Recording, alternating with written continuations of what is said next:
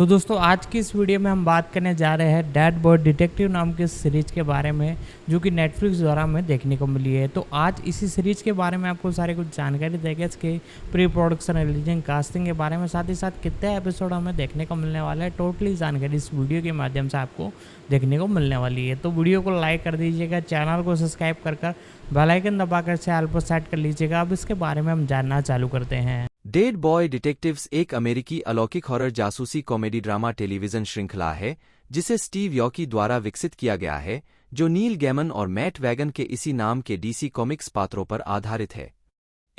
इसका premiere Netflix पर 25 अप्रैल 2024 को हुआ। 3 परिसर श्रृंखला चार्ल्स रोलैंड और एडविन पेन का अनुसरण करती है, जिन्होंने मृत्यु के बाद के जीवन में प्रवेश न करने और पृथ्वी पर रहने और अलौकिक से जुड़े अपराधों की जांच करने का फैसला किया। कलाकार और पात्र मुख्य एडविन पेन के रूप में जॉर्ज रेक्स स्ट्रू, चार्ल्स रोलैंड के रूप में जेडेन रेवरी, क्रिस्टल पैलेस के रूप में Cassius Nelson, jenny the butcher के रूप में ब्रियाना कोको, नाइट नर्स के रूप में रूथ कॉनेल, यूयू कितामुरा निको के रूप में, एस्तेर के रूप में जेन लियोन, आवर्ती थॉमस द कैट किंग के रूप में लुकास गेज, ट्रेजिक मिक के रूप में माइकल बीच, मोंटी के रूप में जोशुआ कोली, मैक्सिन के रूप में लिंडसे गॉर्ट, लिली के रूप में केटलीन रीली, किंगहैम के रूप में Max Jenkins, David Iacono David the रेमन के रूप में। इसके अतिरिक्त किर्बी हॉवेल बैप्टिस्ट ने डेथ फ्रॉम द सैंडमैन 2022 वर्तमान के रूप में अपनी भूमिका को दोहराया। 4 एपिसोड्स नहीं शीर्षक निर्देशक द्वारा लिखित मूल रिलीज दिनांक 1 क्रिस्टल पैलेस का मामला ली टोलैंड क्राइगर स्टीव यॉकी 25 अप्रैल 2024। 2 डंडेलियन श्राइन का मामला ग्लेन विंटर शोशना साची और चेच मनोहर 25 अप्रैल 2024। 3 डेवलिन हाउस का मामला चेरिल ड्यूनी, इयान वेनरिच और क्रिस्टी लोवरे 25 अप्रैल 2024। 4 लाइटहाउस लीपर्स का मामला एंडी आर्मागेनियन, जोशुआ कोंकेल और क्रिस्टिन लेने टकर 25 अप्रैल 2024। 5 दो मृत ड्रैगन का मामला अमांडा टैपिंग, केली ब्रेसलिन और जेरेमी कॉफमैन 25 अप्रैल 2024। 6 रेंगते जंगल का मामला ग्लेन विंटर, बेथ श्वार्च और ऑस्कर बाल्डेरामा 25 अप्रैल 2024। 7 बहुत लंबी सीढ़ी का मामला रिचर्ड स्पाइट स्टीव यॉकी 25 अप्रैल 2024। 8 भूखे सांप का मामला पीट चैटमन रॉस मैक्सवेल 25 अप्रैल 2024। उत्पादन विकास 3 सितंबर 2021 को वैरायटी ने बताया कि HBO मैक्स ने संभावित डेड बॉय डिटेक्टिव श्रृंखला के लिए एक पायलट का आदेश दिया, जिसका उद्देश्य डूम पेट्रोल के स्पिन-ऑफ के रूप में था, जिसमें जेरेमी कार्वर, ग्रेग बर्लेंटी के साथ लेखक और कार्यकारी निर्माता के रूप में स्टीव यॉकी थे, सारा शेस्टर और डेविड मैडेन। 14 अप्रैल 2022 को HBO मैक्स ने प्रोडक्शन को एक श्रृंखला का ऑर्डर दिया, जिसमें यॉकी को श्रोता के रूप में सेट किया गया। 6 बेथ श्वार्च को उस सितंबर में सहश्रोता के रूप में जोड़ा गया था। 7 24 फरवरी 2023 तक श्रृंखला को HBO मैक्स से नेटफ्लिक्स में स्थानांतरित कर दिया गया। कथित तौर पर श्रृंखला को डीसी स्टूडियो के सह-सीईओ जेम्स गन और पीटर सफ्रान की HBO मैक्स के डीसी शो को डीसी यूनिवर्स में सेट करने की योजना के साथ असंगत होने के कारण स्थानांतरित किया गया था। साथ ही HBO मैक्स की 2024 से पहले श्रृंखला का विपणन करने में असमर्थता के कारण भी। 20 अप्रैल 2023 को नील गैमन ने पुष्टि की कि श्रृंखला द सैंडमैन के समान ब्रह्मांड में स्थापित की जाएगी। 9 गैमन को नवंबर में एक अतिरिक्त कार्यकारी निर्माता के रूप में घोषित किया गया था। 10 जबकि निर्माताओं ने हमेशा श्रृंखला को द सैंडमैन के समान ब्रह्मांड में स्थापित करने की योजना बनाई थी, वार्नर ब्रदर्स ने शुरुआत में नेटफ्लिक्स के साथ लाइसेंसिंग मुद्दों से बचने के लिए उन्हें उस श्रृंखला के तत्वों का उपयोग करने की अनुमति नहीं दी थी। 11 इसलिए इसके बजाय श्रोताओं ने दोनों शो के बीच व्यापक संबंध शामिल किए, जो अभी भी उन्हें एक ही निरंतरता के हिस्से के रूप में स्थापित करते हैं, जबकि केवल सैंडमैन ब्रह्मांड के चारों ओर और उसके माध्यम से हल्के ढंग से टिप्टो आईएनजी। श्रृंखला के नेटफ्लिक्स में चले जाने के बाद नेटफ्लिक्स और सैंडमैन के शोरनर एलन हेम्बर्ग दोनों के कहने पर शोरन्स ने द सैंडमैन में पात्रों और अधिक स्पष्ट कनेक्शन को शामिल किया। 13 कास्टिंग नवंबर 2021 में George Rexstrew, Jayden Revri, Cassius Nelson, Alexander Calvert, Briana Cuoco, Ruth Connell, Yuyu Kitamura और जेन लियोन को कास्ट किया गया। 14 15. लुकास गेज ने सितंबर 2022 में कैलवर्ट का स्थान लिया। 7. अक्टूबर 2022 में माइकल बीच, जोशुआ कोली और लिंडसे गॉर्ट आवर्ती क्षमताओं में कलाकारों में शामिल हुए। 16. एक महीने बाद कैटलिन रीली, मैक्स जेनकिंस और डेविड इकोनो को कास्ट किया गया। 17. 18 अप्रैल 2024 में किर्बी हॉवेल बैप्टिस्ट को डेथ के रूप में अपनी सैंडमैन भूमिका को दोहराते हुए दिखाया गया था। 4. डेड बॉय जासूस एक काल्पनिक अलौकिक जासूसी जोड़ी है जो डीसी कॉमिक्स, वर्टिगो इम्प्रिंट द्वारा प्रकाशित कॉमिक पुस्तकों में दिखाई दी है। इन्हें द सैंडमैन 25 अप्रैल 1991 में लेखक नील गैमन और कलाकार मैट वैगन और मैल्कम जोन्स 3 द्वारा बनाया गया था। पात्र 2 मृत बच्चों, चार्ल्स रोलैंड और एडविन पेन के भूत हैं, जो परलोक में प्रवेश करने के बजाय अलौकिक अपराधों की जांच करने वाले जासूस बनने के लिए पृथ्वी पर रहते हैं। सेबस्टियन क्रॉफ्ट और टाई टेनेंट ने HBO max series Doom petrol के तीसरे सीजन में रोलैंड और पेन का किरदार निभाया है। जॉर्ज रेक्सस्ट्रू और जेडेन रेवरी ने स्वशीर्षक नेटफ्लिक्स श्रृंखला में पात्रों को चित्रित किया है। प्रकाशन इतिहास। सैंडमैन 25 में सीजन ऑफ मिस्ट्स कहानी के दौरान गैमन और वैगन द्वारा पात्रों का निर्माण किया गया था। इस कहानी में उनकी उत्पत्ति तब बताई गई है जब दोनों पात्र पहली बार मिलते हैं। कहानी और पात्र ब्रिटिश बच्चों की कथा साहित्य की 2 शैलियों, बोर्डिंग स्कूल साहित्य और किशोर जासूसी कहानियों पर एक भयानक स्पिन है। गैमन ने चिल्ड्रंस क्रूसेड में पात्रों को पुनर्जीवित किया, जो वर्टिगो का पहला और एकमात्र क्रॉसओवर कार्यक्रम था जो उस वर्ष के सभी वर्टिगो वार्षिक में चला, जो दिसंबर 1993 और जनवरी 1994 के बीच प्रकाशित हुए थे। गैमन ने 2 चिल्ड्रंस क्रूसेड बुकेंड वार्षिक लिखे, जिसमें दोनों पात्रों को प्रमुखता से दिखाया गया और पहली बार दिया गया। उन्हें आधिकारिक शीर्षक डेड बॉय डिटेक्टिव्स दिया गया। ये पात्र तत्कालीन वर्तमान लेखक पीटर ग्रॉस द्वारा लिखित विंटर एज 3 की लघु कहानी द बुक्स ऑफ मैजिक में भी दिखाई दिए। 1. 2001 में उन्हें लेखक एड ब्रूबेकर और पेंसिलर ब्रायन टैलबोट द्वारा अपनी 4 अंक वाली लघु श्रृंखला Sandman presents dead boy detectives प्राप्त हुई। उन्होंने चल रही श्रृंखला द बुक्स ऑफ मैजिक में भी उपस्थिति दर्ज कराई है, जो नील गैमन के काम पर भी आधारित थी। जिल थॉम्पसन ने अपने ग्राफिक उपन्यास डेथ 8 डेथ्स डोर में पात्रों का संक्षेप में वर्णन किया है, जिसमें डेथ के परिप्रेक्ष्य से सीजन ऑफ मिस्ट्स की घटनाओं को दोहराया गया है। 2005 में लेखक कलाकार ने बाद में पात्रों को अभिनीत एक मंगा शैली ग्राफिक उपन्यास का निर्माण किया, जिसका शीर्षक द डेड बॉय डिटेक्टिव्स था। यह जोड़ी वर्टिगो एंथोलॉजी श्रृंखला में लौटी। 2012 में प्रकाशित वन शॉट्स की तिकड़ी, जिसने डीसी एंथोलॉजी श्रृंखला घोस्ट्स, टाइम वॉर्प और द विचिंग ओवर को पुनर्जीवित किया। उनकी संक्षिप्त वापसी के लिए सकारात्मक स्वागत और प्रीक्वल द सैंडमैन ओवरचर के कारण नील गैमन के सैंडमैन में पुनर्जीवित रुचि के साथ वर्टिगो ने बकिंघम और गैरी एर्स्किन की कला के साथ टोबी लिट और मार्क बकिंघम द्वारा लिखित डेड बॉय डिटेक्टिव्स की चल रही श्रृंखला 2 प्रकाशित की। यह श्रृंखला केवल 12 अंकों तक चली, जो 2014 के दौरान प्रकाशित हुई। हालांकि पात्र बच्चे हैं और उनकी कहानियों में अक्सर अन्य बच्चे और बच्चों से संबंधित विषय शामिल होते हैं, 4 अंक वाली लघु श्रृंखला में परिपक्व पाठकों के लिए सुझाए गए लेबल होता है। 12 अंक वाली श्रृंखला को रेटेड टी-टीन नाम दिया गया है। द सैंडमैन यूनिवर्स पहल के हिस्से के रूप में पात्र 6 अंक की सीमित श्रृंखला में लौट आए।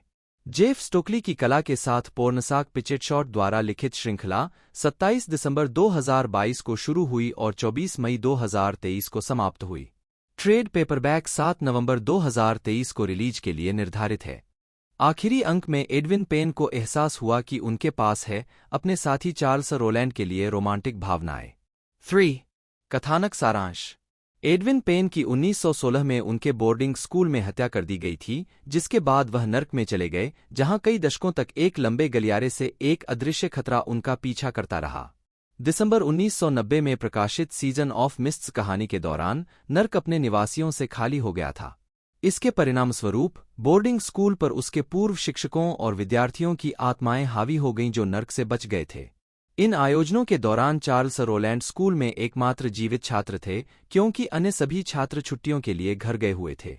पीछे रह गए कुछ शिक्षक उनकी देखरेख कर रहे थे, लेकिन एक एक करके वे विभिन्न भयावहताओं का शिकार हो गए। पेन ने अधिकांश खतरों से बचने में रोलैंड की सहायता की, जैसे कि छात्रों का एक हत्यारा गिरोह। अंततः रोलैंड जीवित नहीं बचा। इसके बाद वह एक भूत के रूप में प्रकट हुआ और उसने पेन के साथ भावी साहसिक कारनामों को प्राथमिकता देते हुए मृत्यु के साथ परलोक में जाने से इनकार करने का फैसला किया। दो भूत अगली बार चिल्ड्रन क्रूसेड क्रॉसओवर के दौरान दिखाई देते हैं। इस कहानी में यह पता चलता है कि वे जासूस बनने के तरीके सीखने की उम्मीद में स्कूल की लाइब्रेरी की किताबों और फिल्मों, ज्यादातर बच्चों की साहसिक कथा, का अध्ययन कर रहे हैं। उनके पहले मामले में उन्हें एक युवा लड़की द्वारा यह पता लगाने के लिए काम पर रखा गया है कि एक छोटे ब्रिटिश शहर फ्लैक्सराउन के बच्चों के साथ क्या हुआ जो सभी गायब हो गए हैं। यह कहानी विभिन्न अन्य वर्टिगो शीर्षक पात्रों से जुड़ती है, जैसे swamp thing, animal man, Doom petrol और ब्लैक ऑर्किड।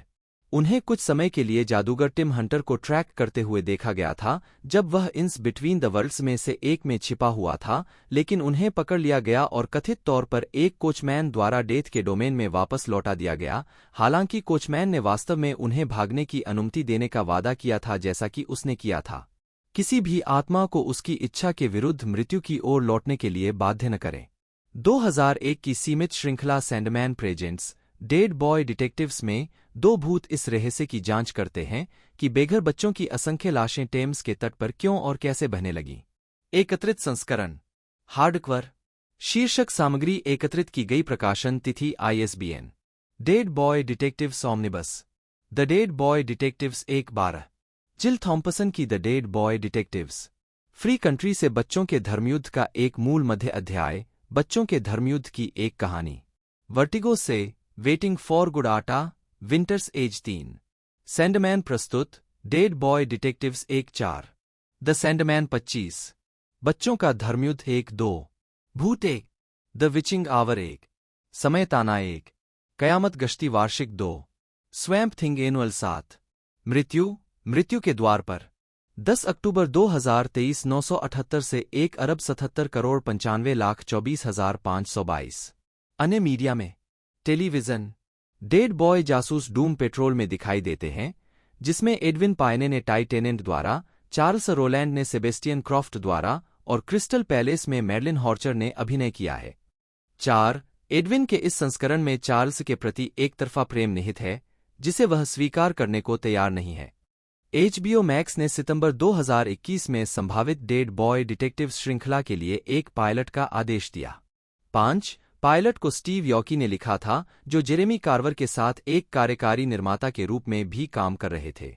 पायलट ने बर्लेंटी प्रोडक्शंस के तहत कार्यकारी निर्माता के रूप में ग्रेग बर्लेंटी, सारा शेस्टर और डेविड मैडेन को भी चित्रित किया। जैसा कि नवंबर में घोषणा की गई थी, पायलट के लिए मुख्य कलाकार एडविन पायने के रूप में जॉर्ज रेक्सस्ट्रू, चार्ल्स रोलैंड के रूप में जेडेन रेवरी और क्रिस्टल पैलेस के रूप में कैसियस नेल्सन थे। 6 श्रृंखला को अप्रैल 2022 में 8 एपिसोड के पहले सीजन के लिए HBO मैक्स द्वारा चुना गया था। अतिरिक्त कलाकारों में जेनी द बुचर के रूप में ब्रियाना कुओको, निको के रूप में यूयू कितामुरा, एस्तेर के रूप में जेन लियोन और रूथ कॉनेल शामिल हैं, जो अपने डूम पेट्रोल को दोहरा रहे हैं। रात्रि नर्स की भूमिका 7 लुकास गेज को कैट किंग के रूप में आवर्ती भूमिका में लिया गया था। 8 माइकल बीच, जोशुआ कोली और लिंडसे गोर्ट को क्रमशः ट्रेजिक मिक, मोंटी और मैक्सिन के रूप में चुना गया। फरवरी 2023 तक श्रृंखला को HBO मैक्स से नेटफ्लिक्स में स्थानांतरित कर दिया गया। 9 ऑडियो द सैंडमैन के श्रव्य रूपांतरण में मैक कीथरोच को चार्ल्स रोलैंड और हैरी टफिन को एक्ट 2 में एडविन पेन के रूप में दिखाया गया। 10 संदर्भ नील रिचर्ड मैकिनॉन गैमन 2/EMN/3 जन्म नील रिचर्ड गैमन 10 नवंबर 1960 को लघु कथा, उपन्यास, हास्य पुस्तकें, ग्राफिक उपन्यास, ऑडियो थिएटर के एक अंग्रेजी लेखक हैं और पटकथाएं। उनके कार्यों में comic book series the Sandman और उपन्यास good omens, stardust, Anansi boys, American gods, Coraline और द ग्रेवयार्ड बुक शामिल हैं। उन्होंने गुड ओमेन्स और द सैंडमैन के टीवी श्रृंखला रूपांतरणों का सहनिर्माण किया। गैमन ने कई पुरस्कार जीते हैं, जिनमें ह्यूगो, नेबुला और ब्रैम स्टोकर पुरस्कार, साथ ही न्यूबेरी और कार्नेगी पदक शामिल है। वह एक ही काम, द ग्रेवयार्ड बुक 2008 के लिए न्यूबेरी और कार्नेगी दोनों पदक जीतने वाले पहले लेखक हैं। 2013 में the ocean at the end of the lane को ब्रिटिश नेशनल बुक अवार्ड्स में बुक ऑफ द ईयर चुना गया था। बाद में इसे लंदन के रॉयल नेशनल थिएटर में समीक्षकों द्वारा प्रशंसित मंचीय नाटक में रूपांतरित किया गया। प्रारंभिक जीवन और शिक्षा। गैमन का परिवार पोलिश यहूदी और अन्य पूर्वी यूरोपीय यहूदी मूल का है। 4. उनके परदादा 1914 से पहले एंटवर्प, बेल्जियम से यूके चले गए थे। 5. और उनके दादा अंततः पोर्ट्समाउथ में बस गए और किराने की दुकानों की एक श्रृंखला स्थापित की। गैमन के दादा ने उनके मूल पारिवारिक नाम चैमन को बदलकर गैमन कर दिया। 6. उनके पिता डेविड बर्नार्ड गैमन दुकानों की उसी श्रृंखला में काम करते थे। 7. उनकी मां शीला गैमन नी गोल्डमैन एक फार्मासिस्ट थी। नील की 2 छोटी बहनें हैं, क्लेयर और लिजी। 8. गैमन का जन्म 10 नवंबर 1960 को पोर्टचेस्टर, एम्पशायर में हुआ था। गैमन्स 1965 में ईस्ट ग्रिंस्टेड के वेस्ट ससेक्स शहर में चले गए, जहां उनके माता पिता ने शहर के साइंटोलॉजी सेंटर में डायनेटिक्स का अध्ययन किया। गैमन की एक बहन लॉस एंजल्स में चर्च ऑफ साइंटोलॉजी के लिए काम करती है। उनकी दूसरी बहन लिजी कैल्सियोली ने कहा है, हमारी अधिकांश सामाजिक गतिविधियां साइंटोलॉजी या हमारे यहूदी परिवार से जुड़ी थीं। यह बहुत भ्रमित करने वाला हो जाता था जब लोग बचपन में मेरा धर्म पूछते थे। मैं कहती थी, मैं एक हूं यहूदी साइंटोलॉजिस्ट। गैमन का कहना है कि वह साइंटोलॉजिस्ट नहीं है और यहूदी धर्म की तरह साइंटोलॉजी उनके परिवार का धर्म है। 10. अपने व्यक्तिगत विचारों के बारे में गैमन ने कहा है, मुझे लगता है कि हम कह सकते हैं कि ईश्वर डीसी यूनिवर्स में मौजूद है। मैं खड़ा होकर इस ब्रह्मांड में ईश्वर के अस्तित्व के लिए ढोल नहीं पीटूंगा। मुझे नहीं पता, मुझे लगता है कि शायद 50/50 मौका है। यह वास्तव में मेरे लिए मायने नहीं रखता। 11. गैमन 4 साल की उम्र में पढ़ने में सक्षम हो गया था। उन्होंने कहा, मैं एक पाठक था। मुझे पढ़ना पसंद था। चीजों को पढ़ने से मुझे खुशी मिलती थी।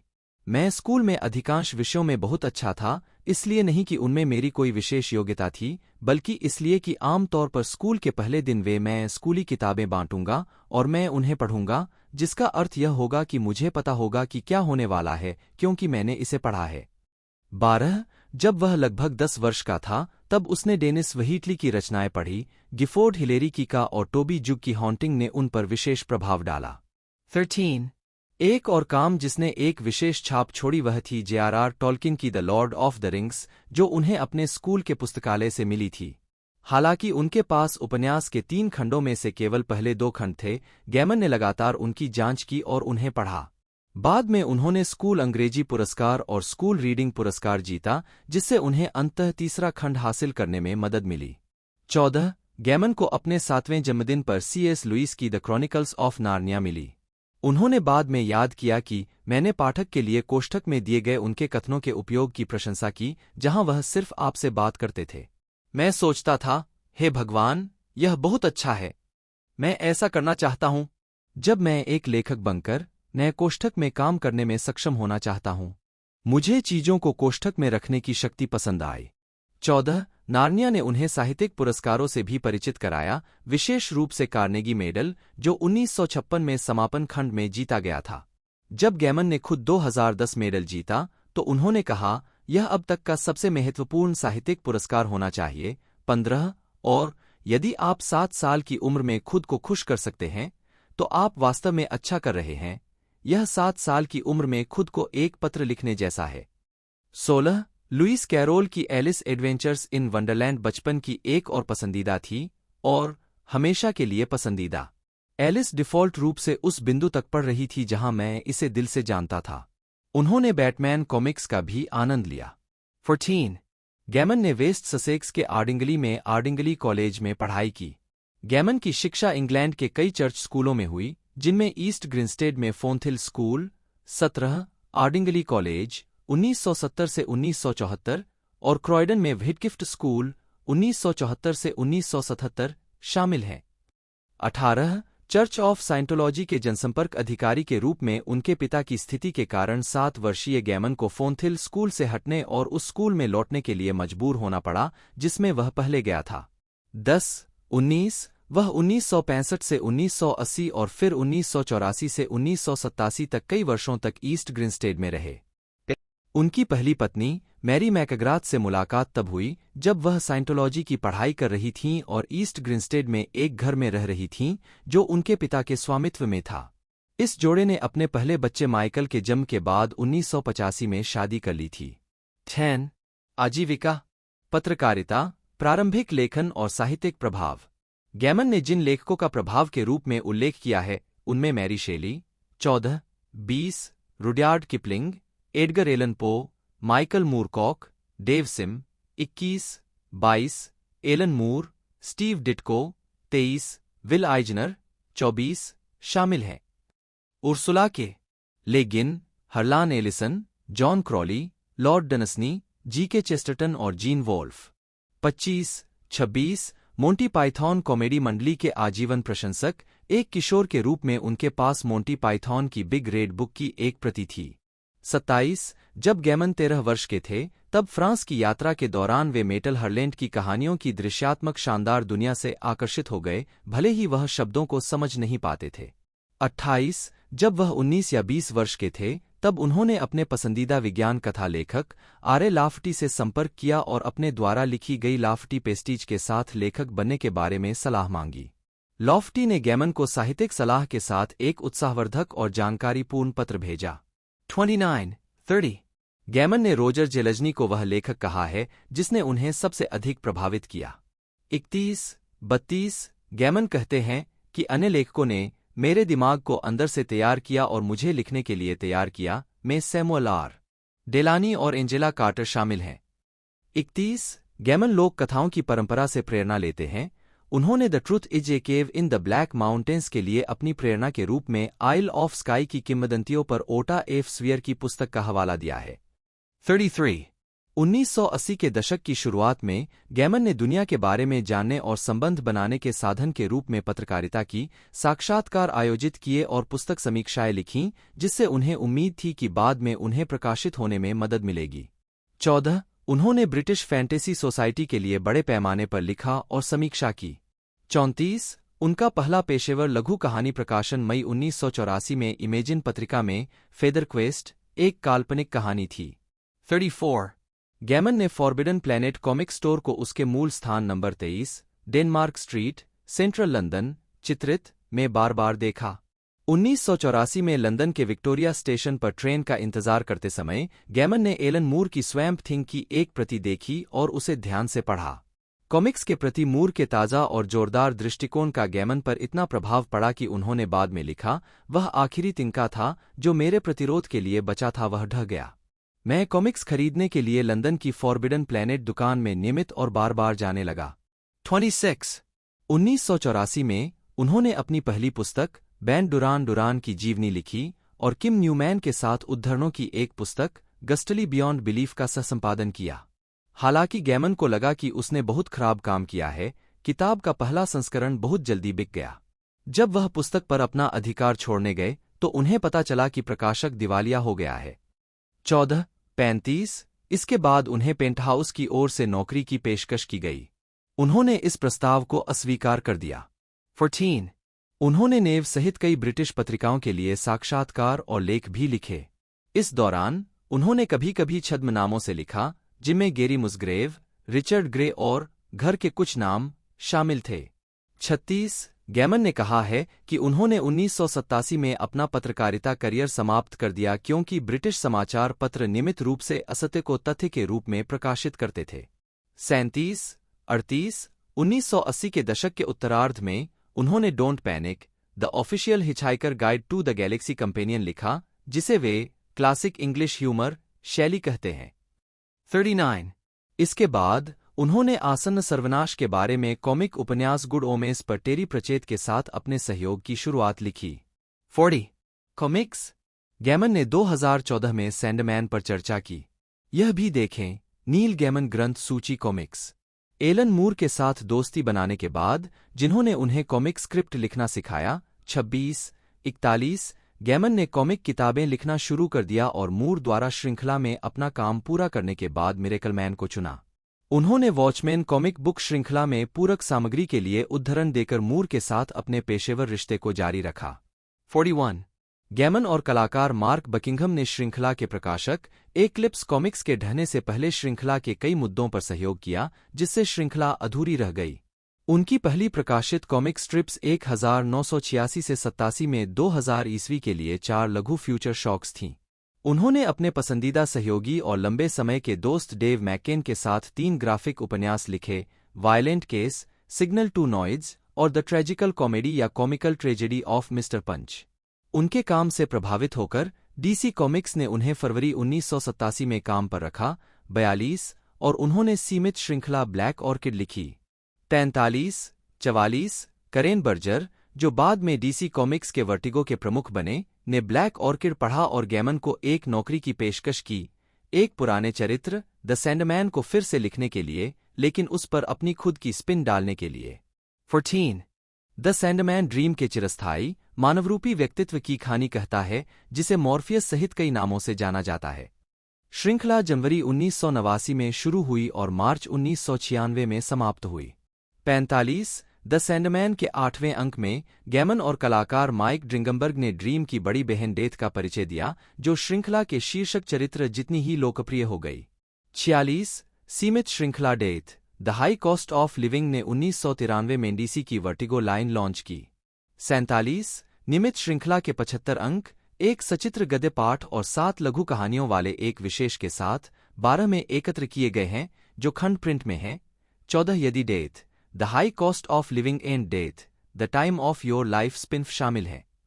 कलाकारों में सैम कीथ, माइक ड्रिंगमबर्ग, जिल थॉम्पसन, शॉन मैकमैनस, मार्क हेम्पेल और माइकल जुल्ली, टॉड क्लेन द्वारा अक्षरांकन, डैनियल वोजो द्वारा रंग और डेव मैकेन द्वारा कवर शामिल है। 14, यह श्रृंखला बैटमैन और सुपरमैन को भी पीछे छोड़ते हुए डीसी के सबसे अधिक बिकने वाले शीर्षकों में से एक बन गई।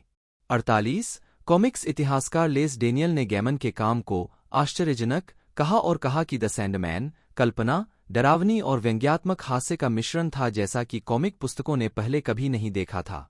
49, 50, डीसी कॉमिक्स के लेखक और कार्यकारी पॉल लेविच ने कहा कि द सैंडमैन ग्राफिक उपन्यास संग्रहों की एक श्रृंखला के रूप में पहली असाधारण सफलता बन गई, जिसने नए पाठकों, विशेष रूप से कॉलेज परिसरों में युवा महिलाओं तक पहुंच बनाई और उन्हें इस माध्यम में परिवर्तित किया।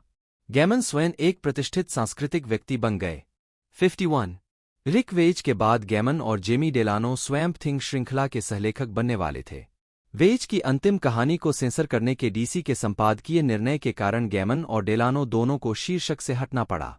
52, गैमन ने 1989 में डीसी की सीक्रेट ऑरिजिन्स श्रृंखला के लिए 2 कहानियों का निर्माण किया। एक पॉइजन आइवी 53, कहानी मार्क बकिंघम द्वारा तैयार की गई और एक रिडलर 54, कहानी बर्नी मिरॉल्ट और मैट वैगन द्वारा चित्रित की गई।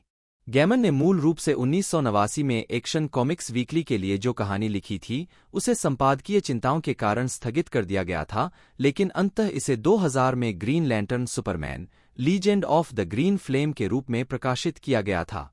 55, 1990 में गैमन ने द बुक्स ऑफ मैजिक लिखी, जो एक 4 भाग वाली लघु श्रृंखला थी, जिसमें एक अंग्रेजी किशोर के बारे में एक फ्रेम कहानी के माध्यम से डीसी यूनिवर्स के पौराणिक और जादुई हिस्सों का दौरा किया गया था, जिसे पता चलता है कि उसका दुनिया का सबसे महान बनना तय है। जादूगर 56, लघु श्रृंखला लोकप्रिय थी और इसने जॉन ने रीबर द्वारा लिखित एक चालू श्रृंखला का प्रसारण किया। 57, स्टीफन आर. बिसेट के प्रकाशन टैबू के लिए माइकल जुल्ली द्वारा सचित्र स्वीनी टोड के गैमन के रूपांतरण को तब रोक दिया गया जब संकलन ही बंद कर दिया गया। 58, 1990 के दशक के मध्य में उन्होंने कई नए पात्र और एक सेटिंग भी बनाई, जिसे टेक्नो कॉमिक्स द्वारा प्रकाशित शीर्षक में प्रदर्शित किया जाना था। फिर अवधारणाओं को बदल दिया गया और एक ही निरंतरता में निर्धारित 3 शीर्षकों के बीच विभाजित किया गया: lady justice, mister hero the pneumatic man और टेक्नोफेज 59 और टाई-इन्स। हालांकि गैमन का नाम पात्रों के निर्माता के रूप में प्रमुखता से सामने आया, लेकिन वह उपर्युक्त किसी भी पुस्तक को लिखने में शामिल नहीं थे।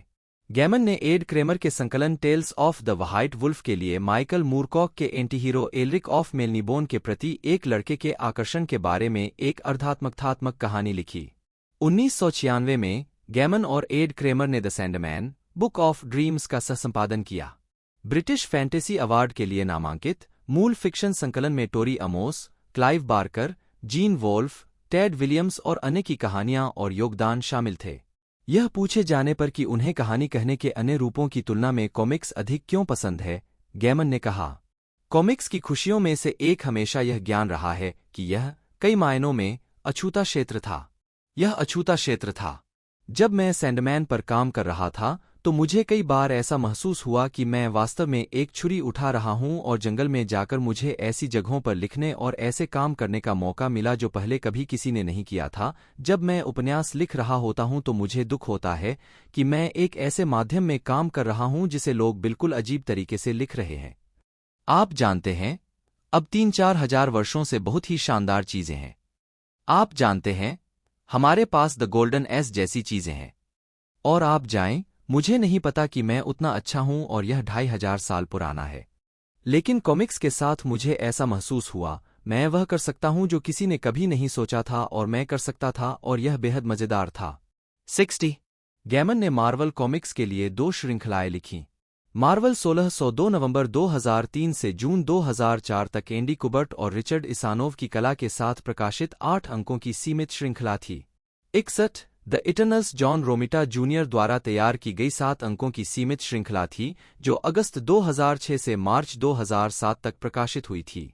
63 2009 में गैमन ने बैटमैन RIP का अनुसरण करने के लिए DC कॉमिक्स के लिए 2 भाग वाली बैटमैन कहानी लिखी जिसका शीर्षक था whatever happen to the caped crusader. 64 classic Superman कहानी whatever happen to the man of tomorrow का एक प्लेफ एलन मूर द्वारा। 65 उन्होंने बुधवार कॉमिक्स के लिए माइक एलरेड द्वारा तैयार किए गए 12 भाग वाले मेटामोर्फो धारावाहिक में योगदान दिया जो एक साप्ताहिक समाचार पत्र शैली श्रृंखला है। 67 गैमन और पॉल कॉर्नेल ने एक्शन कॉमिक्स 894 दिसंबर 2010 का सहलेखन किया जिसमें डेथ की उपस्थिति थी। 69 अक्टूबर 2013 में DC कॉमिक्स ने J.H. विलियम्स III द्वारा कला के साथ द सैंडमैन ओवरचर जारी किया। 71 गैमन के एंजेला चरित्र को 2013 में एज ऑफ अल्ट्रॉन मिनिसीरीज के आखिरी अंक में मार्वल यूनिवर्स में पेश किया गया था। 72 गैमन ने वर्टिगो द्वारा प्रकाशित कॉमिक पुस्तकों की एक श्रृंखला द सैंडमैन यूनिवर्स का निरीक्षण किया। 4 श्रृंखलाएं house of whisperers, Lucifer, the books of magic और द ड्रीमिंग नई रचनात्मक टीमों द्वारा लिखी गई थी। यह लाइन 8 अगस्त 2018 को लॉन्च हुई।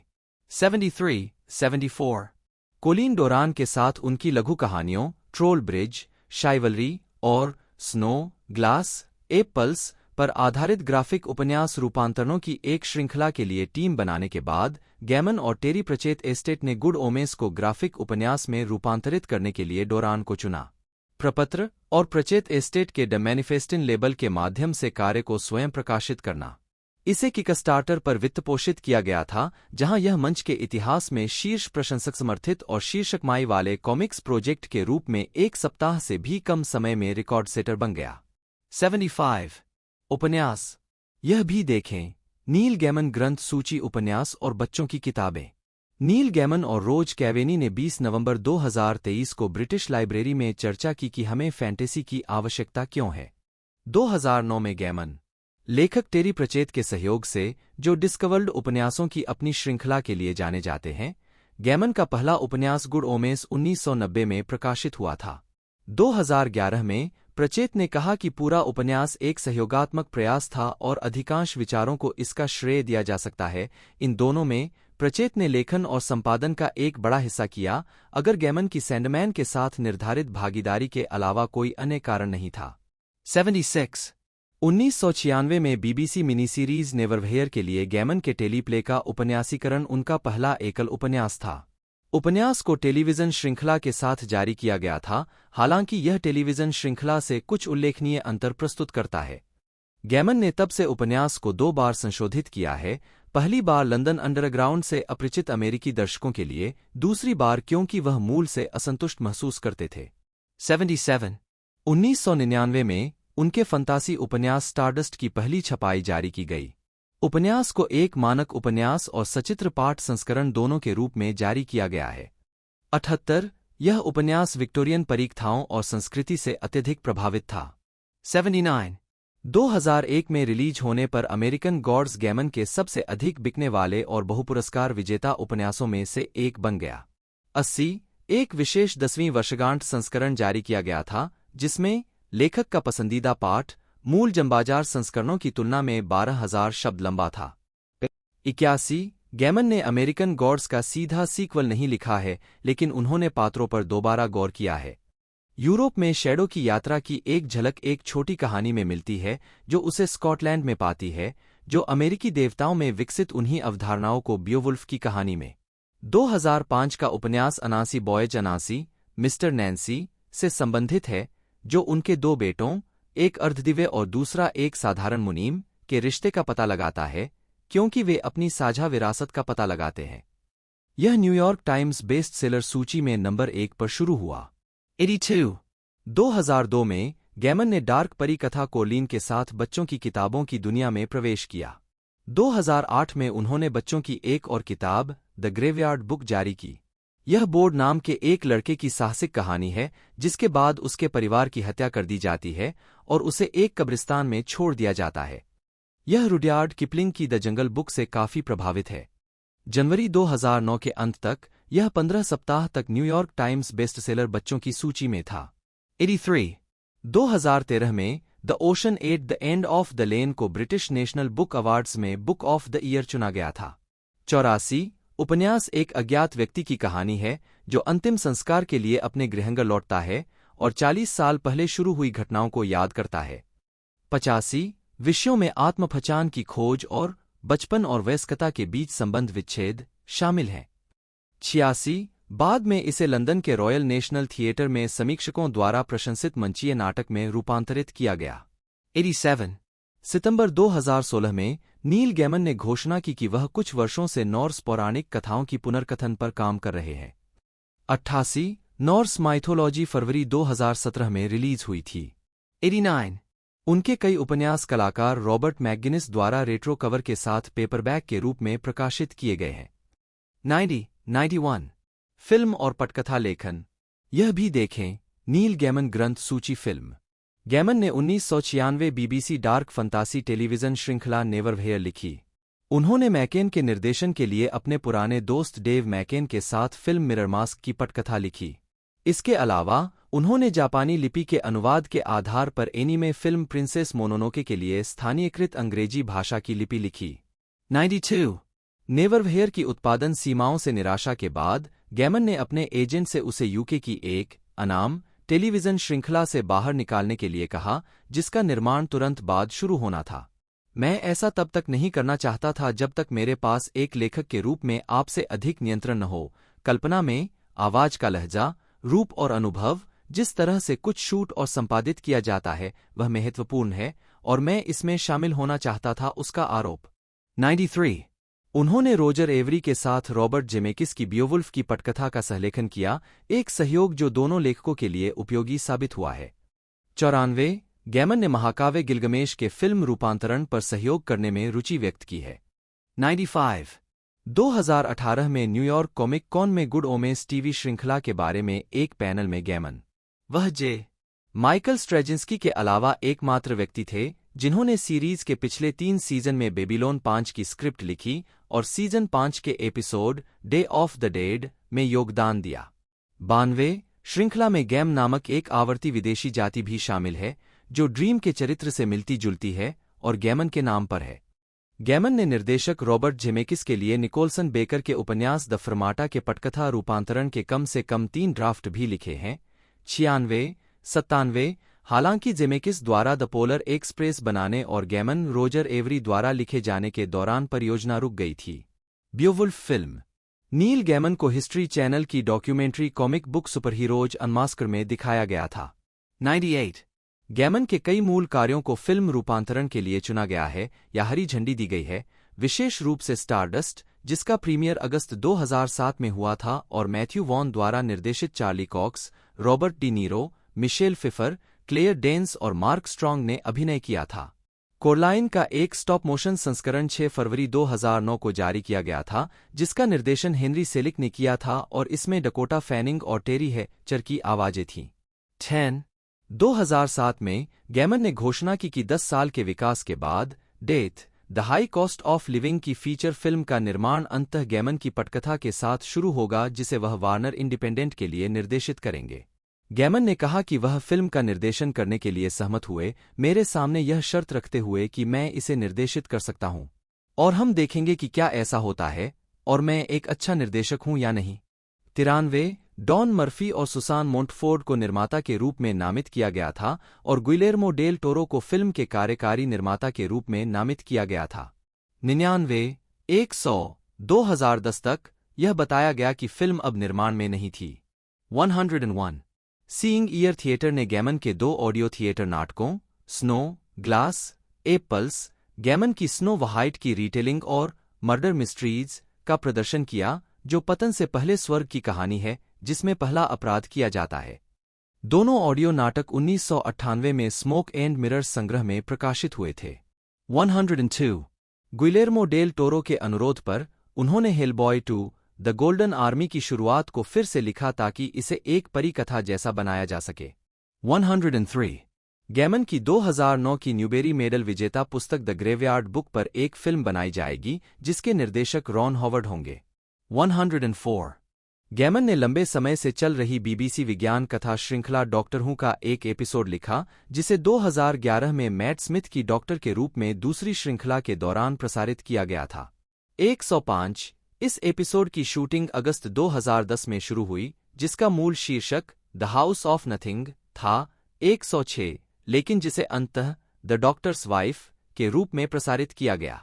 107 इस एपिसोड ने 2012 में सर्वश्रेष्ठ नाटकीय प्रस्तुति लघु रूप के लिए ह्यूगो पुरस्कार जीता। 108 109 गैमन ने 11 मई 2013 को प्रसारित नाइटमेयर इन सिल्वर नामक एपिसोड के साथ डॉक्टर हू में अपनी वापसी की। 110 111 2011 में यह घोषणा की गई थी कि Gaiman journey to the west के एक नए फिल्म संस्करण की पटकथा लिखेंगे। 112 113 Gammon the Simpsons episode the book job में खुद के रूप में दिखाई दिए, जो 20 नवंबर 2011 को प्रसारित हुआ था। 114 115 116 2015 में स्टारज ने गैमन के उपन्यास अमेरिकन गॉड्स के एक श्रृंखला रूपांतरण को हरी झंडी दी। ब्रायन फुलर और माइकल ग्रीन ने श्रृंखला लिखी और प्रदर्शित की। 117 2020 में गैमन को गुड ओमेस के टीवी मिनिसीरीज रूपांतरण के लिए सर्वश्रेष्ठ नाटकीय प्रस्तुति लॉन्ग फॉर्म के लिए ह्यूगो अवार्ड मिला, जिसके लिए उन्होंने पटकथा लिखी थी। 118 2023 में गैमन ने ब्लैक कॉमेडी फिल्म नंदोर फोर्डर और टॉकिंग मोंगोस में गेफ को आवाज दी, जो फिल्म के मुख्य पात्रों में से एक था। 119 रेडियो नेवरव्हेयर का 6 भाग वाला रेडियो नाटक मार्च 2013 में प्रसारित किया गया था, जिसे बीबीसी रेडियो 4 और रेडियो 4 एक्स्ट्रा के लिए डर्क मैग्स द्वारा अनुकूलित किया गया था। विशेष रूप से प्रदर्शित सितारों में रिचर्ड के रूप में James McAvoy, Natalie Dormer, Benedict Cumberbatch, Christopher Lee, Bernard Cribbins और जॉनी वेगास शामिल हैं। 120 सितंबर 2014 में गैमन और टेरी प्रचेत ने अपने सहलिखित उपन्यास गुड ओमेन्स का पहला नाटकीयकरण करने के लिए बीबीसी रेडियो 4 के साथ हाथ मिलाया, जिसे दिसंबर में 5 आधे घंटे के एपिसोड में प्रसारित किया गया और 1 घंटे के अंतिम सर्वनाश में समाप्त हुआ।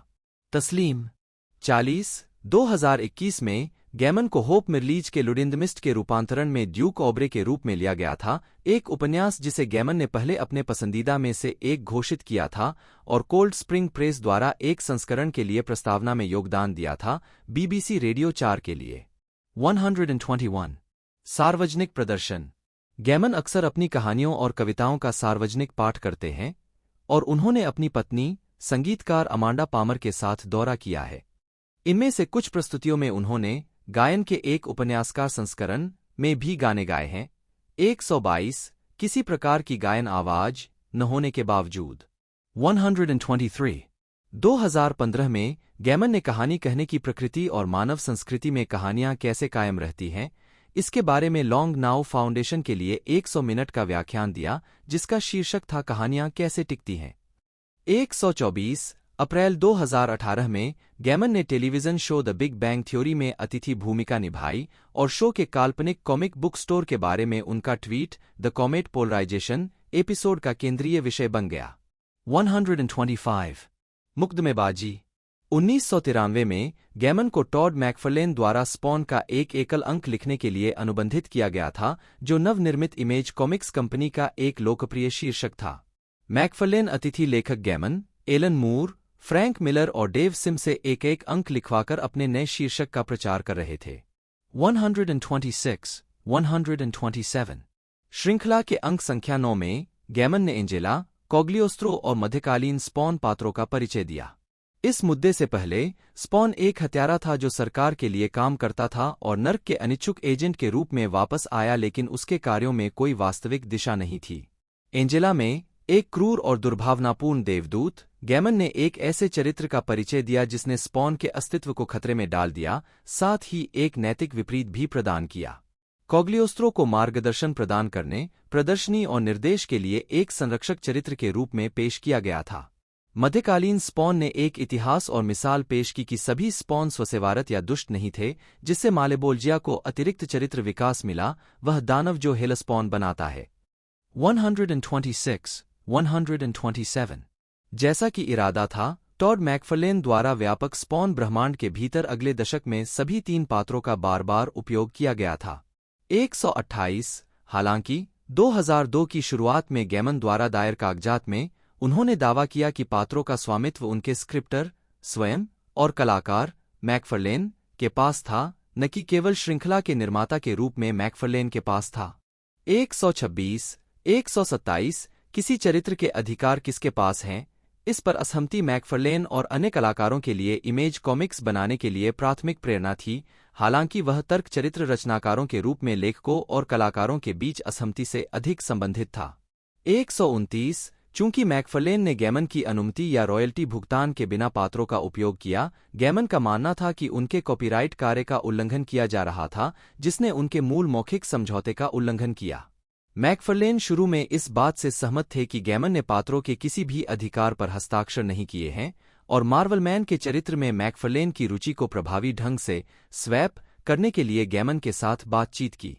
130 जब एक्लिप्स कॉमिक्स को बंद कर दिया गया था, तब मैकफर्लेन ने इस किरदार में रुचि पैदा कर ली थी, जबकि गैमन की रुचि मार्वेलमैन शीर्षक के अपने निरस्त क्रम को जारी रखने में थी। मैकफर्लेन ने बाद में अपनी प्रारंभिक स्थिति बदल दी, यह दावा करते हुए कि गैमन का काम केवल काम के लिए किराए पर था और गैमन की सभी कृतियों पर पूरी तरह से मैकफर्लेन का स्वामित्व था। हालांकि पीठासीन न्यायाधीश ने कानूनी आवश्यकता के बड़े हिस्से के आधार पर कि कॉपीराइट असाइनमेंट लिखित रूप में होना चाहिए, किराए पर काम करने के उनके समझौते के खिलाफ फैसला सुनाया। 131 सातवें सर्किट कोर्ट ऑफ अपील्स ने फरवरी 2004 में जिला अदालत के फैसले को बरकरार रखा। 132 जिसमें गैमन और मैकफर्लेन को पात्रों का संयुक्त स्वामित्व दिया गया।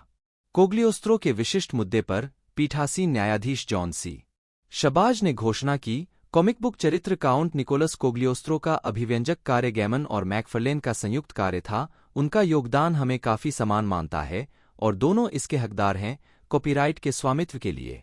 133 इसी तरह के विश्लेषण से अन्य 2 पात्रों एंजेला और मेडिवल स्पॉन के लिए समान परिणाम सामने आए। यह कानूनी लड़ाई गैमन और विशेष रूप से गठित मार्वल्स एंड मिरेकल्स एलएलसी द्वारा लाई गई थी, जिसे गैमन ने पहले मार्वलमैन के आसपास के कानूनी अधिकारों को सुलझाने में मदद करने के लिए बनाया था।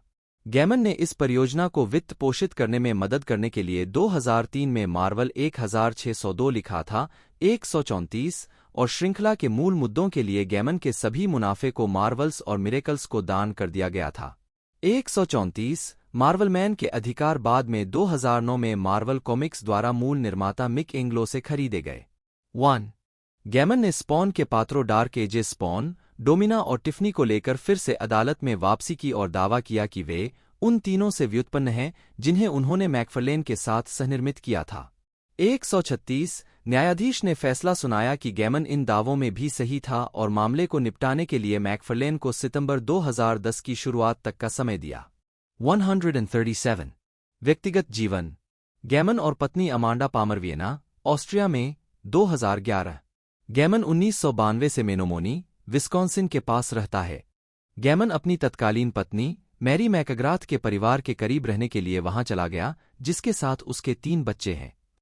14 138 139 140 वह 2015 में अपनी मृत्यु तक साथी लेखक टेरी प्रचेत के साथ घनिष्ठ मित्र थे। वह 2009, 141, 142 और 2020, 143 के बीच अमांडा पामर के साथ रोमांटिक रिश्ते में थे। दोनों का एक बेटा है। 144, 2013 तक गैमन कैम्ब्रिज, मैसाचुसेट्स में भी रहता है। 145, 2014 से गैमन बार्ड कॉलेज में कला के प्रोफेसर रहे हैं। थिएटर और प्रदर्शन, लिखित कला और प्रयोगात्मक मानविकी में पाठ्यक्रम पढ़ा रहे हैं। 146, बार्ड में वह Fisher centre for the performing arts के सलाहकार बोर्ड में भी कार्य करते हैं। 147, जहां वह कला में उल्लेखनीय हस्तियों के साथ सार्वजनिक व्याख्यान और बातचीत की मेजबानी करते हैं। 148, वह अक्सर सोशल मीडिया पर भी रहते हैं, विशेष रूप से टम्बलर पर, और अक्सर LGBTQ+ अधिकारों जैसे राजनीतिक और मानवीय कारणों की वकालत करते हैं। उन्होंने ऑटिस्टिक होने का जिक्र किया है। 149, ब्लॉग और सोशल मीडिया। फरवरी 2001 में जब गैमन ने अमेरिकन गॉड्स लिखना पूरा कर लिया तो उसके प्रकाशकों ने एक प्रमोशनल वेबसाइट की स्थापना की जिसमें एक वेबलॉग था जिसमें गैमन ने उपन्यास को संशोधित करने, प्रकाशित करने और प्रचारित करने की दिन प्रतिदिन की प्रक्रिया का वर्णन किया। उपन्यास प्रकाशित होने के बाद वेबसाइट एक अधिक सामान्य आधिकारिक नील गैमन वेबसाइट के रूप में विकसित हुई। 150, गैमन आमतौर पर नील गैमन बनने की दिन प्रतिदिन की प्रक्रिया का वर्णन करते हुए ब्लॉग पर पोस्ट करता है और जो भी वर्तमान परियोजना है उसे लिखना, संशोधित करना, प्रकाशित करना या प्रचारित करना। वह पाठकों के ईमेल भी पोस्ट करते हैं और सवालों के जवाब भी देते हैं जिससे उन्हें प्रशंसकों के साथ असामान्य रूप से सीधे और तत्काल बातचीत करने का मौका मिलता है। वह ब्लॉग क्यों लिखते हैं? इस पर उनका एक उत्तर है, क्योंकि लिखना, मृत्यु की तरह, एक अकेला व्यवसाय है। 151, मूल अमेरिकन गॉड्स ब्लॉग को Gaiman miscellany adventures in the dream trade के NESFA प्रेस संग्रह में प्रकाशन के लिए निकाला गया था। 152, ब्लॉग की 7वीं वर्षगांठ मनाने के लिए उपन्यास अमेरिकन गॉड्स को 1 महीने के लिए ऑनलाइन ने शुल्क उपलब्ध कराया गया था। 153, गैमन 2008 में ट्विटर से जुड़े।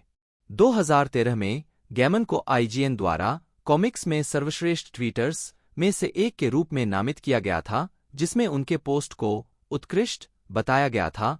154, लेकिन 2023 तक गैमन अब व्यक्तिगत रूप से ट्विटर पर पोस्ट नहीं करते हैं। उनका खाता @nilhillself 155 उनकी ओर से अपडेट पोस्ट करता है। 156, अन्य व्यक्तिगत संबंध। गैमन का विवाह गीतकार और कलाकार अमांडा पामर से हुआ था जिनके साथ उनका खुला विवाह था। 157, जोड़े ने जून 2009 में घोषणा की कि वे डेटिंग कर रहे हैं। 141, 142 और 1 जनवरी 2010 को ट्विटर पर अपनी सगाई की घोषणा की। 158, 16 नवंबर 2010 को पामर ने एक गैरकानूनी रूप से बाध्यकारी फ्लैश मॉब शादी की मेजबानी की न्यू ऑरलियंस में गैमन के जन्मदिन के लिए। 159, उनकी कानूनी तौर पर शादी 2 जनवरी 2011 को हुई थी। 160, शादी लेखक एलेट वाल्डमैन और माइकल चैबन के पार्लर में हुई थी। 161, पामर से शादी करने पर उसने अपने नामों में से एक के रूप में उसका मध्य नाम मैकिनॉन लिया। 2 सितंबर 2015 में उन्हें एक बेटा हुआ। 144, मार्च 2020 में गैमन, पामर और उनका बेटा है एवलॉक नॉर्थ हॉक्स बे में थे जब न्यूजीलैंड की सरकार ने घोषणा की कि कोविड-19 महामारी के कारण पूरा देश कोविड-19 अलर्ट लेवल 4 में चला जाएगा, पूर्ण लॉकडाउन और लोगों को उनके ही घरों में क्वारंटाइन करना। 162, मई 2020 में गैमन ने लॉकडाउन नियमों को तोड़ते हुए न्यूजीलैंड से आइल ऑफ स्काई पर अपने अवकाश गृह की यात्रा की। रॉस, स्काई और लोकबर के सांसद यान ब्लैकफोर्ड ने उनके व्यवहार को अस्वीकार्य और खतरनाक बताया। 163, गैमन ने अपनी वेबसाइट पर माफीनामा प्रकाशित करते हुए कहा कि उसने स्थानीय समुदाय को खतरे में डाला है। 164, गैमन के जाने के बाद पामर ने अपने पैट्रियन पर घोषणा की कि वह और गैमन अलग हो गए हैं और गोपनीयता का अनुरोध किया है। 143, गैमन ने एक ब्लॉग पोस्ट में कहा कि उनका विभाजन मेरी गलती थी, मुझे डर है, और गोपनीयता का अनुरोध भी किया। बाद में जोड़े ने एक संयुक्त बयान जारी कर स्पष्ट किया कि वे तलाक नहीं ले रहे हैं। 165, 2021 में उनमें सुलह हो गई। 166, 167, लेकिन नवंबर 2022 में उन्होंने एक संयुक्त बयान जारी कर घोषणा की कि वे तलाक ले रहे हैं। 168, 169 गैमन की सर्वाधिक चर्चित मित्रता में से एक संगीतकार टोरी अमोस के साथ है, जो एक सैंडमैन प्रशंसक है, जो अपने 1991 के डेमो टेप में नील एंड द ड्रीम किंग का संदर्भ देने के बाद गैमन से मित्रता करने लगा। उन्होंने उसे अपने उपन्यास स्टारडस्ट में एक पात्र, एक बात करने वाला पेड़ के रूप में शामिल किया और उसने बीबीसी रेडियो 4 ऑडियो नाटक में उस भूमिका में अतिथि भूमिका निभाई। 170 अमोस ने अपने गाने टीयर इन योर हैंड, अगर तुम्हें मेरी जरूरत है तो मैं और नील सपनों के राजा के साथ घूमेंगे। नील कहते हैं नमस्ते में गैमन का भी उल्लेख किया है। 171 172 स्पेस डॉग, जब तुम्हें नील की जरूरत हो तो वह कहाँ है। 173 घोड़े, लेकिन अगर नील मेरे लिए पेड़ बना दे तो क्या तुम मुझे ढूंढोगे। 174 कार्बन, मुझे नील को लाइन पर ले आओ। नहीं, मैं नहीं रोक सकता। उसे पढ़ो। बर्फ, कांच, सेब, जहां कुछ भी वैसा नहीं है जैसा दिखता है। 175 स्वीट ड्रीम्स, आप उड़ना भूल रहे हैं प्रिय, जब तुम सोते हो। 176 और नॉट डाइंग टुडे, नील रोमांचित है कि वह दावा कर सकता है कि वह स्तनधारी है, लेकिन बुरी खबर है, उसने कहा, लड़की तुम एक डेंडिलियन हो। 175 उन्होंने बॉयज फॉर पेले और स्कारलेट वॉक की टूर बुक के लिए कहानियां, अमेरिकन डॉल पोज की टूर बुक के लिए एक पत्र और अपने एल्बम स्ट्रेंज लिटिल गर्ल्स में प्रत्येक लड़की के पीछे की कहानियां भी लिखीं। अमोस ने अपने उपन्यास death the high cost of living के लिए प्रस्तावना लिखी और कवर के लिए पोज दिया। उन्होंने अपने सैंडमैन चरित्र पर आधारित सिस्टर नेम डिजायर नामक एक गीत भी लिखा, जिसे उनके संकलन where is Neil when you need him में शामिल किया गया था। गैमन टोरी अमोस की बेटी टैश के गॉडफादर हैं। 177 और उन्होंने टोरी और टैश के लिए ब्लूबेरी गर्ल नामक एक कविता लिखी है। 178 इस कविता को चित्रकार चार्ल्स वेस ने एक किताब में बदल दिया है। 179 गैमन ने द ग्रेवयार्ड बुक के लिए अपने पुस्तक पढ़ने के दौरे के दौरान 5 अक्टूबर 2008 को सैन फ्रांसिस्को के सनडांस काबुकी थिएटर में दर्शकों के सामने कविता को जोर से पढ़ा। 180 इसे मार्च 2009 में ब्लूबेरी गर्ल शीर्षक से प्रकाशित किया गया था। वकालत 2016 में गैमन, साथ ही कई प्रमुख हस्तियां, वैश्विक शरणार्थियों के मुद्दे के बारे में जागरूकता बढ़ाने में मदद करने के लिए संयुक्त राष्ट्र शरणार्थी उच्चायुक्त के video what they take with them में दिखाई दी। 181, 182 Gaiman comic book legal defence fund का समर्थक है और उसने इसके निदेशक मंडल में काम किया है। 183 2013 में गैमन को संगठन के नवगठित सलाहकार बोर्ड का सहाध्यक्ष नामित किया गया था। 184 2022 में यूक्रेन पर रूसी आक्रमण के दौरान गैमन ने ट्विटर पर घोषणा करके यूक्रेन का समर्थन किया कि वह रूसी प्रकाशकों के साथ अनुबंध को नवीनीकृत नहीं करना चाहता है। 185 लेखक ने यूक्रेनी शरणार्थियों को दान देने के लिए भी प्रोत्साहित किया। 186, 187 काम करता है। मुख्य लेख नील गैमन ग्रंथ सूची। साहित्यिक संकेत गैमन का काम अपनी अलौकिकता के लिए जाना जाता है। 188 उदाहरण के लिए डॉ मेरेडिथ कोलिंस ने टिप्पणी की है कि उनका उपन्यास स्टारडस्ट किस हद तक विक्टोरियन परियों की कहानियों और संस्कृति के संकेतों पर निर्भर करता है। 189 द सैंडमैन में साहित्यकार और पात्र अक्सर दिखाई देते हैं। फिडलर के ग्रीन का चरित्र जी.के. चेस्टरटन पर आधारित है और विलियम शेक्सपियर और जेफरी चौसर दोनों पात्रों के रूप में दिखाई देते हैं, जैसे कि ए मिडसमर नाइट्स ड्रीम 190 और द टेम्पेस्ट के कई पात्र। कॉमिक कई पौराणिक कथाओं से भी ली गई है। गैमन की द ग्रेवयार्ड बुक का विश्लेषण करते हुए ग्रंथ सूचीकार और लाइब्रेरियन रिचर्ड ब्लेइलर ने होरेस वालपोल के द कैसल ऑफ ओट्रांटो से लेकर शर्ली जैक्सन के the haunting of hill house तक गॉथिक उपन्यास के पैटर्न और संकेतों का पता लगाया। उन्होंने निष्कर्ष निकाला कि गैमन कार्यों, पात्रों, विषयों और सेटिंग्स का उपयोग कर रहा है जिन्हें विद्वानों की पीढ़ियों ने गॉथिक के रूप में पहचाना और वर्गीकृत किया है। अभी तक उन्हें नष्ट कर देता है और परिपक्वता के सकारात्मक पहलुओं पर ध्यान केंद्रित करके उपन्यास विकसित करता है, सीखने, दोस्ती और त्याग के मूल्य। 191 एक अन्य कार्य के कल्पित संबंध और इस रूप के संकेतों के संबंध में गैमन ने स्वयं चुटकी ली। मैं कभी भी यह पता लगाने में सक्षम नहीं हुआ कि सैंडमैन एक गॉथिक है या नहीं। 192 क्ले स्मिथ ने तर्क दिया है कि इस प्रकार की माया गैमन को अपने कार्यों में एक मजबूत लेखकीय उपस्थिति के रूप में स्थापित करने का काम करती है, अक्सर उसके सहयोगियों को बाहर कर दिया जाता है। 193 हालांकि स्मिथ का दृष्टिकोण अल्पमत में है। कई लोगों के लिए अगर गैमन की विद्वता और अंतर्पाठीयता के साथ कोई समस्या है तो वह यह है कि उनकी साहित्यिक योग्यता और विशाल लोकप्रियता ने उन्हें इतनी जल्दी नवजात कॉमिक्स कैनन में पहुंचा दिया है कि वहां यह अभी तक उनके काम के बारे में आलोचनात्मक विद्वता का आधार नहीं है। 194 डेविड रूड उपन्यास कोलीन के अपने अध्ययन में अधिक उदार दृष्टिकोण रखते हैं, जहां उनका तर्क है कि यह काम सिगमंड फ्रायर की अनकेनी या अनहेमलिच की धारणा पर उत्पादक रूप से काम करता है और प्रभावित करता है। 195 हालांकि गैमन के काम को अक्सर जोसेफ कैंपबेल के the hero with A thousand faces में निर्धारित मोनोमिथ संरचना के उदाहरण के रूप में देखा जाता है। 196 गैमन का कहना है कि उन्होंने the hero with A thousand faces पढ़ना शुरू किया लेकिन इसे खत्म करने से इनकार कर दिया। मुझे लगता है कि मैं the hero with A thousand faces के बारे में आधे रास्ते में पहुंच गया और खुद को सोचने पर मजबूर किया कि क्या यह सच है। मैं वास्तव में यह जानना नहीं चाहता, बल्कि मैं इसे करना पसंद करूंगा क्योंकि यह सच है और क्योंकि मैं गलती से ऐसा कर देता हूं, कुछ ऐसा बनाना जो इस पैटर्न में आता हो, बजाय इसके कि यह बताया जाए कि पैटर्न क्या है।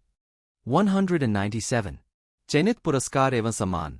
1991 से 1993 तक गैमन ने निम्नलिखित श्रेणियों में हार्वे पुरस्कार जीते। 1991 द सैंडमैन के लिए सर्वश्रेष्ठ लेखक 198, 1992 द सैंडमैन के लिए सर्वश्रेष्ठ लेखक 199, 1993 द सैंडमैन के लिए सर्वश्रेष्ठ सतत या सीमित श्रृंखला 200। 1991 से 2014 तक गैमन ने निम्नलिखित श्रेणियों में लोकस पुरस्कार जीते। 1991 गैमन और टेरी प्रचेत द्वारा गुड ओमेन्स के लिए सर्वश्रेष्ठ काल्पनिक उपन्यास उपविजेता 201, 202। 1999 स्टारडस्ट के लिए सर्वश्रेष्ठ फंतासी उपन्यास उपविजेता 201, 203। 2002 अमेरिकन गॉड्स के लिए सर्वश्रेष्ठ काल्पनिक उपन्यास 201, 204। 2003 कोलाइन के लिए सर्वश्रेष्ठ युवा वयस्क पुस्तक 201, 205। 2004 ए स्टडी इन एमराल्ड के लिए सर्वश्रेष्ठ novelette 201। 2005 forbidden brides of the faceless slaves in the nameless house of the night of dread desire के लिए सर्वश्रेष्ठ लघु कहानी 201। 2006 अनासी बॉयज के लिए सर्वश्रेष्ठ काल्पनिक उपन्यास 201 पुस्तक को ह्यूगो पुरस्कार के लिए भी नामांकित किया गया था, लेकिन गैमन ने यह कहते हुए इसे सूची से वापस लेने के लिए कहा कि वह अन्य लेखकों को मौका देना चाहते थे और यह वास्तव में विज्ञान कथा से अधिक काल्पनिक थी। 206 2006 संबर्ड के लिए सर्वश्रेष्ठ लघु कहानी 201। 2007 पार्टियों में लड़कियों से कैसे बात करें के लिए सर्वश्रेष्ठ लघु कहानी 201। 2007 फ्रेजाइल थिंग्स के लिए सर्वश्रेष्ठ संग्रह 201। द ग्रेवयार्ड बुक के लिए 2009 का सर्वश्रेष्ठ युवा वयस्क उपन्यास 201। 2010 जिज्ञासा के आह्वान के लिए सर्वश्रेष्ठ लघु कहानी 201 सॉन्ग्स ऑफ द डाइंग अर्थ में प्रकाशित 207। 2011 द थिंग अबाउट कैसेंड्रा के लिए सर्वश्रेष्ठ लघु कहानी song of love and death में प्रकाशित 201, 208। 2011 the truth is a cave in the black mountains के लिए सर्वश्रेष्ठ नोवेलेट 201 स्टोरीज में प्रकाशित 208। The ocean at the end of the lane के लिए 2014 का सर्वश्रेष्ठ फंतासी उपन्यास। 1991 से 2023 तक गैमन ने निम्नलिखित श्रेणियों में आइजनर पुरस्कार जीते। 1991 सर्वश्रेष्ठ सतत श्रृंखला सैंडमैन नील गैमन और विभिन्न कलाकारों द्वारा DC 209। 1991 सर्वश्रेष्ठ ग्राफिक एल्बम पुनर्मुद्रण Sandman the doll's house Neil Gaiman और विभिन्न कलाकारों द्वारा DC 209। 1991 सर्वश्रेष्ठ लेखक नील गैमन सैंडमैन DC 209। 1992 सर्वश्रेष्ठ एकल अंक या कहानी Sandman 2228 season of mists Neil Gaiman और विभिन्न कलाकारों द्वारा DC 209। 1992 सर्वश्रेष्ठ सतत श्रृंखला सैंडमैन नील गैमन और विभिन्न कलाकारों द्वारा DC 209। 1992 सर्वश्रेष्ठ लेखक Neil Gaiman Sandman books of magic DC miracle man Eclipse 209। 1993 सर्वश्रेष्ठ सतत श्रृंखला नील गैमन और विभिन्न कलाकारों द्वारा सैंडमैन DC 209। 1993 सर्वश्रेष्ठ ग्राफिक एल्बम नया नील गैमन और डेव मैकेन द्वारा signal to noise VG graphics dark horse 209।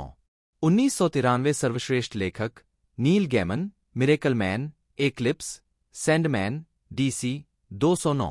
1994 सर्वश्रेष्ठ लेखक Neil Gaiman Sandman DC Vertigo मृत्यु जीवनयापन की उच्च लागत डीसी वर्टिगो 209।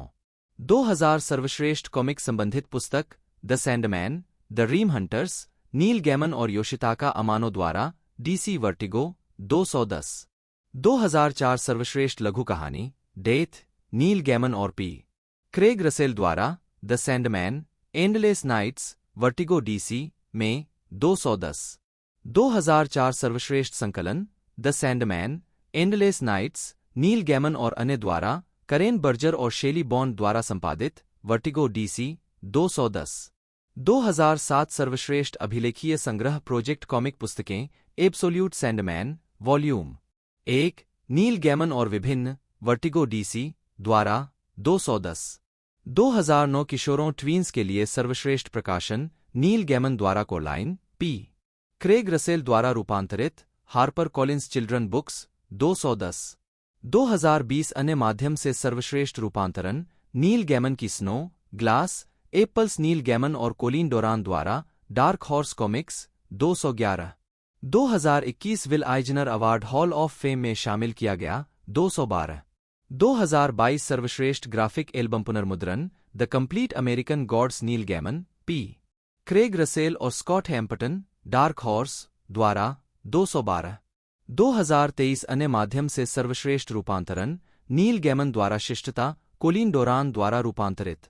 1991 में गैमन को सैन डिएगो कॉमिक-कॉन इंटरनेशनल में इंकपॉट अवार्ड मिला 213।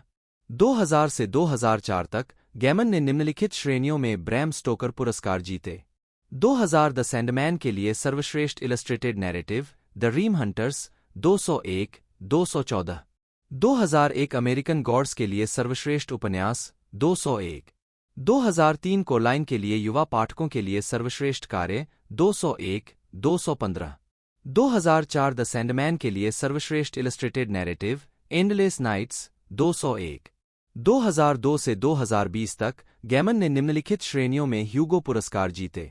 2002 अमेरिकन गॉड्स के लिए सर्वश्रेष्ठ उपन्यास 201 216। 2003 को लाइन के लिए सर्वश्रेष्ठ उपन्यास 201। 2004 ए स्टडी इन एमराल्ड के लिए सर्वश्रेष्ठ लघु कहानी एक समारोह में लेखक ने स्वयं अध्यक्षता की अपनी कहानी नामांकित होने से पहले नौकरी के लिए स्वेच्छा से काम किया था 201। 2009 में द ग्रेवयार्ड बुक के लिए सर्वश्रेष्ठ उपन्यास 201 को मॉन्ट्रियल में 2009 वर्ल्डकॉन में प्रस्तुत किया गया जहां वह प्रोफेशनल गेस्ट ऑफ ऑनर भी थे। 217 218। 2012 इंच द डॉक्टर्स वाइफ के लिए सर्वश्रेष्ठ नाटकीय प्रस्तुति लघु रूप 108 109। द सैंडमैन के लिए 2016 की सर्वश्रेष्ठ ग्राफिक कहानी ओवरचर 219। अच्छे संकेतों के लिए 2020 की सर्वश्रेष्ठ नाटकीय प्रस्तुति लंबी प्रस्तुति 220। 2002 से 2003 तक गैमन ने निम्नलिखित श्रेणियों में नेबुला पुरस्कार जीते। 2002 अमेरिकन गॉड्स के लिए सर्वश्रेष्ठ उपन्यास 201 216। 2003 को लाइन के लिए सर्वश्रेष्ठ उपन्यास 201। 2006 से 2010 तक गैमन ने निम्नलिखित श्रेणियों में ब्रिटिश फैंटेसी पुरस्कार जीते। 2006 अनासी बॉयज के लिए सर्वश्रेष्ठ उपन्यास 201 221। फ्रेजाइल थिंग्स के लिए 2007 ब्रिटिश फैंटेसी पुरस्कार संग्रह 201। 2009 द ग्रेवयार्ड बुक के लिए सर्वश्रेष्ठ उपन्यास शॉर्टलिस्ट के लिए British fantasy award 222। 2010 British fantasy award हास्य ग्राफिक उपन्यास व्हाटएवर है happened to the caped crusader Gaiman और एंडी कुबर्ट द्वारा 201। 2010 में गैमन ने निम्नलिखित श्रेणियों में शर्ली जैक्सन पुरस्कार जीते। 2010 the truth is a cave in the black mountains के लिए सर्वश्रेष्ठ नोवेलेट 223। 2010 कहानियों के लिए सर्वश्रेष्ठ संपादित संकलन ऑल न्यू टेल्स नील गैमन और अल सर्रांटोनियो विलियम मोरो द्वारा संपादित 223। 1991 गैमन और चार्ल्स वेस द्वारा सैंडमैन अंक ए मिडसमर नाइट्स ड्रीम के लिए लघु कथा के लिए विश्व काल्पनिक पुरस्कार 201। 1991 से 1993 पसंदीदा लेखक के लिए कॉमिक्स क्रेता गाइड पुरस्कार। 1997 से 2000 पसंदीदा लेखक नामांकन के लिए कॉमिक्स क्रेता गाइड पुरस्कार। 1997 comic book legal defence fund defender of liberty पुरस्कार 224। 1999 स्टारडस्ट के सचित्र संस्करण के लिए वयस्क साहित्य के लिए माइथोपोइक फैंटेसी पुरस्कार 201, 225। 2003 ब्रिटिश साइंस फिक्शन एसोसिएशन पुरस्कार लघु कथा कोलाइन के लिए 201। The Sandman season of mists के परिदृश्य के लिए 2004 अंगोले में अंतर्राष्ट्रीय कॉमिक्स महोत्सव पुरस्कार 226। 2005 सर्वश्रेष्ठ अंडरग्राउंड मूवी के लिए William Shatner golden groundhog पुरस्कार मिररमास्क के लिए नामांकन। अन्य नामांकित फिल्में थीं green street hooligans, 9 lives, up for grabs और ओपी गेट स्लाइड। 227 2005 मार्वल 1602 के लिए ग्राफिक उपन्यासों के लिए quill book award 228। 2006 Anansi boys के लिए वयस्क साहित्य के लिए माइथोपोइक फैंटेसी पुरस्कार 201। 2007 बॉब क्लैम्पेट मानवतावादी पुरस्कार 229। 2007 स्क्रीम अवार्ड्स में कॉमिक-कॉन आइकन पुरस्कार प्रदान किया गया। 230 2009 द ग्रेवयार्ड बुक के लिए न्यूबेरी मेडल 231। 2009 ऑडी पुरस्कार द ग्रेवयार्ड बुक के ऑडियो संस्करण के लिए बच्चों का 8 से 12 और वर्ष का audio book. 232 2009 the graveyard book के लिए बुकट्रस्ट टीनेज पुरस्कार। 2010 गैमन को अमेरिकन लाइब्रेरी एसोसिएशन द्वारा राष्ट्रीय पुस्तकालय सप्ताह के मानद अध्यक्ष के रूप में चुना गया था। 233 2010 द ग्रेवयार्ड बुक के लिए कार्नेगी मेडल, एक ही काम के लिए कार्नेगी और न्यूबेरी दोनों मेडल जीतने वाले पहले लेखक बने। 16, 15, 234, 235, 236 2011 द डॉक्टर्स वाइफ के लिए उत्कृष्ट नाटकीय प्रस्तुति के लिए रे ब्रैडबरी पुरस्कार रिचर्ड क्लार्क के साथ 237। 2012 कला विश्वविद्यालय से कला की मानद डॉक्टरेट की उपाधि 238। 2013 राष्ट्रीय पुस्तक पुरस्कार British the ocean at the end of the lane के लिए वर्ष की सर्वश्रेष्ठ पुस्तक का विजेता 239। 2016 सेंट एंड्रयूज विश्वविद्यालय द्वारा डॉक्टर ऑफ लेटर्स की मानद उपाधि 240। साहित्य में नए अकादमी पुरस्कार के लिए 2018 नामांकन। 241 2019 Barnes and Noble writers for writers award, उन लेखकों का जश्न मनाएं जिन्होंने अन्य लेखकों या व्यापक साहित्यिक समुदाय को उदारतापूर्वक दान दिया है। गैमन को यह पुरस्कार दुनिया भर में अभिव्यक्ति की स्वतंत्रता की वकालत करने और अनगिनत लेखकों को प्रेरित करने के लिए दिया गया। 242 2020 बाल साहित्य व्याख्यान पुरस्कार। 2023 टाइम की दुनिया के 100 सबसे प्रभावशाली लोगों की सूची 243। दोस्तों उसकी प्रोडक्शन कंपनी कई है, साथ ही साथ वर्नर ब्रदर्स टेलीविजन द्वारा और डीजी एंटरटेनमेंट द्वारा और लेडिक्स प्रोडक्शन द्वारा भी इसे एक तरह से प्रोड्यूस किया गया है। साथ ही साथ ओटीटी राइट्स के बारे में बात की जाए तो इसके ओटीटी राइट्स नेटफ्लिक्स ने खरीदे हैं। जी हाँ दोस्तों, नेटफ्लिक्स ने इसके ओटीटी राइट्स खरीदे हैं, तो ये नेटफ्लिक्स पर देखने को हमें मिल रही है। 25 अप्रैल को इसे रिलीज़ कर दिया जाएगा 6 से 7 एपिसोडों के साथ। बाकी रेटिंग भी उसी दिन आएगी और एक्सप्लेनेशन भी हम उसके अगले दिन आप तक पहुँचाने की कोशिश करेंगे। तो वीडियो को लाइक कर दे। आज की इस वीडियो में दोस्तों इतना ही, मिलते हैं अगले वीडियो में।